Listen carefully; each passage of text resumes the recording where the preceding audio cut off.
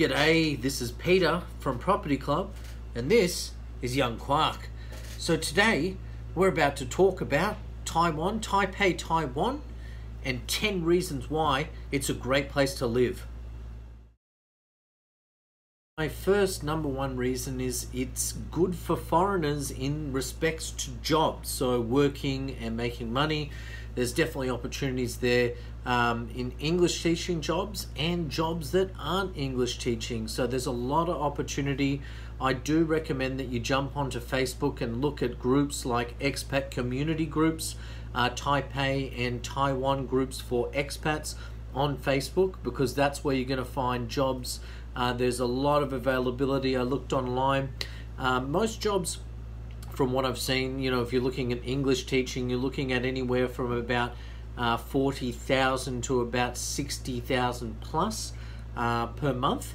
That's Taiwanese dollars. You can make more money, though. I have seen other jobs, not so many, but other jobs that are in the 70 to 80,000 range, which is really good, considering that you know, food's cheap, getting around transportation and this sort of thing is cheap. So yeah, really good.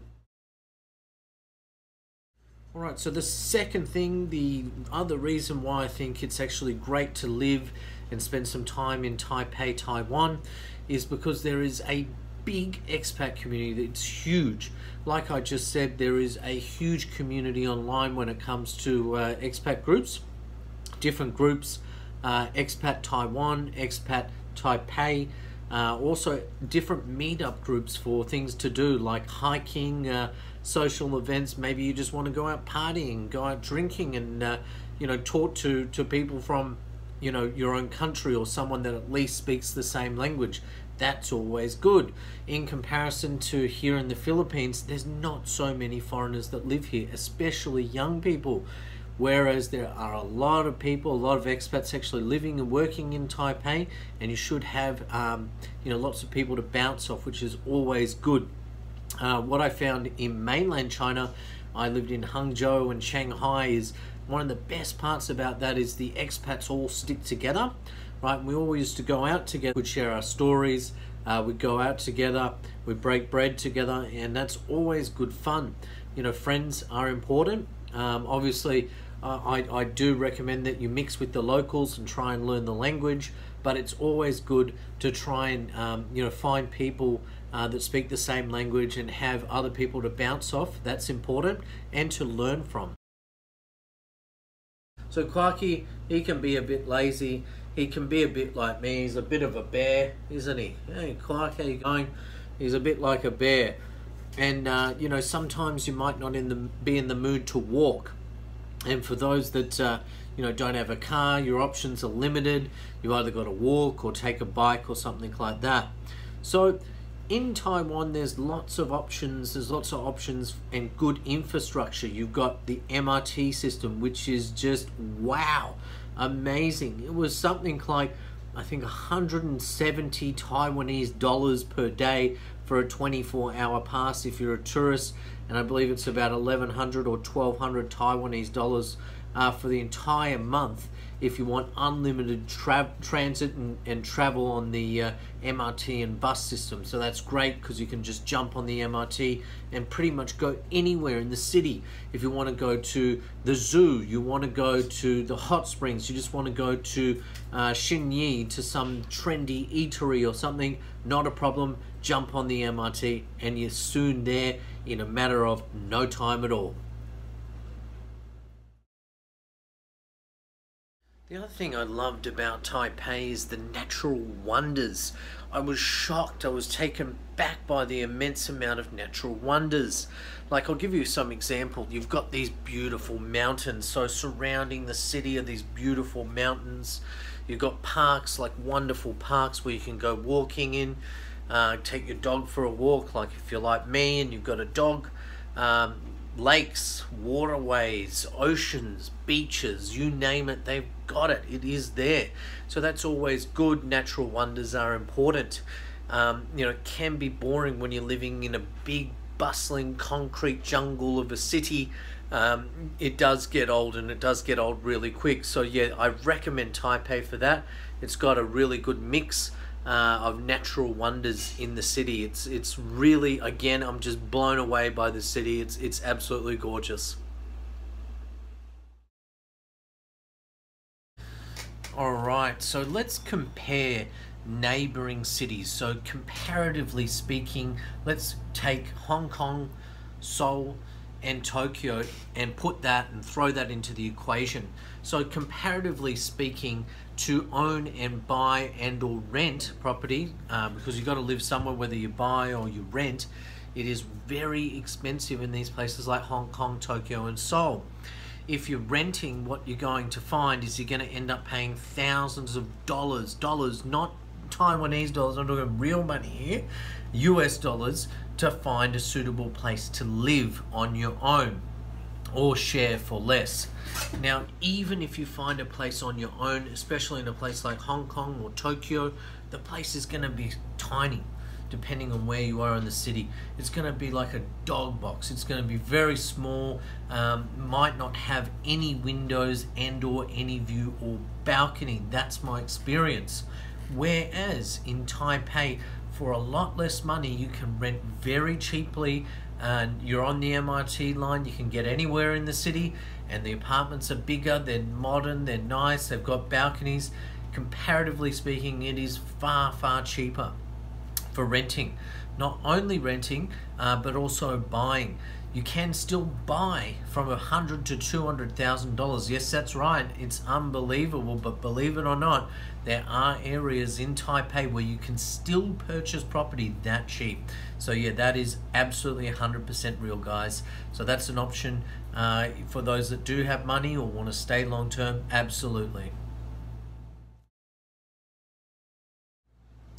So number 6, the general cost of living. And again, we're going to use the same example being Hong Kong, Seoul, or Tokyo. At the end of the day, it is very, very cheap. The general cost of living for transportation, like I said earlier, I think it's like 170 or 180 Taiwanese dollars, and you get an all-day pass. You can travel around the city as much as you want. Use the buses and the MRT system. Food is cheap. So if you go to the supermarket, you can get an imported beer for like 50. That's right, 50 Taiwanese dollars. A local beer is only like 20, right? Which is absolutely nothing. That's less than $1, okay? Eating out. You can eat in a really nice restaurant, an upmarket restaurant in a really nice area like Xinyi. Okay, it is possible, and you can do so very cheaply. I found that I only have to spend something like $15 to $20 and I could eat in a very nice restaurant. I was very surprised, very surprised. So yes, absolutely, the cost of living in comparison to other places throughout Asia, like Hong Kong, for example, is definitely cheaper. Okay, so people are friendly. People, that's what I want to talk about, is the people I found in Taiwan were absolutely lovely, very friendly. I even had an instance, and here is the perfect example. We're at the MRT, and we're new to Taipei, and we didn't know what to expect, and we didn't know where to go. A lady helped us. She helped us to change money to the right denomination, so we could actually put it into the machine and buy an MRT ticket. Right, she actually helped us with that. I was blown away, because you know, I've been in big bustling cities, and people will try and push you. People will try and cut in and do something that, you know, might give you a bad impression, and you might have a bad experience. But no, quite the opposite. People were lovely. They went out of their way to help me, and I was just, again, blown away by the experience in Taipei, and how great the people actually were. Okay, this might seem like a strange one, but I think this is really important, okay? So in Taiwan, obviously, people do speak Mandarin, they speak Chinese. And I think it's really important that we look at languages for our own personal development. So Chinese is a very valuable language to have. Obviously, I speak English. I like the language being Chinese, and I think that can help me in my career long term. So look, I think that's very important, immersing yourself into the culture, and it's what a beautiful culture it is in China. Absolutely, it's a wonderful place, especially in Taiwan with all the beautiful sights and things. It is worth going out there and learning Chinese. So look, that's a plus. You know, if you live there, you're going to learn Chinese if you really put your mind to it. That's definitely a major plus. Now, number 9, okay? So number 9 is, you know, we talked about number 8 being Chinese and learning Chinese. But number 9 for, you know, those people that aren't so good at learning, you know, maybe they don't want to learn the language and they just want to stick with their own. I know I'm not the best person when it comes to learning new things, and especially new languages. The great thing about it is, and especially for tourists, okay, if you go to Taipei, what we found is English is everywhere. They have Chinese, but you know, might want to order some food, and a lot of the restaurants did have both Chinese and English menus, which was absolutely great, because you know, I can't read Chinese, and you know, even learning and trying to speak Chinese is one thing, but trying to learn the characters and read Chinese is another. It's completely different. So it's not just the menus, it's everything. It's the signage, it's the subway, the MRT, getting around, all of that sort of thing. It is handy having that ability to be able to, you know, cheat. Okay, I'm going to use the word cheat and just use the English. So that is good. A major thumbs up on that one, double thumbs up. I was very surprised and very impressed to see that. So the last one, number 10, I'm going to say culture. Okay, now it was very interesting to me in Taipei, because what I found is it wasn't China. Okay, so a lot of people will say Taiwan is China. Well, actually, I'm going to say it's not. Okay, there is a heavy influence on China, right? There's these beautiful cultural things that are obviously Chinese, but apart from Chinese, there's other cultures mixed in there too. What I found, actually, it reminded me very, very much so of Japan. It was a combination of Japan and China rolled into one. Hence why I've got these Japanese posters behind me, and that was great, because one of my favorite places in the world is Japan, and one of my other favorite places in the world is China. So the mix between China and Japan all rolled into one to form a Taiwan. And obviously, you know, I'm just giving an example, but that's how I saw it. I thought it was just unreal. To give you an example, you know, you can get some yummy Chinese food. You can go down to a park and see some nice sights, you know, Chinese cultural sites, or, you know, eat a yummy Japanese ramen, you know. So that was just, wow, just amazing. And it was all there, right? That there was no reason to fly to Japan to eat that ramen. You could eat it there. So that was great. And yeah, really, really blown away again. Taipei, I just think is fantastic. Well worth living there. So look, thanks for watching. This has been Peter and Quark from the Property Club. Please do share, like, and subscribe.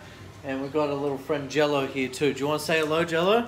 Hi. Hey, so look, thanks for watching. Please do hit that bell notification and share on Facebook if you could, please.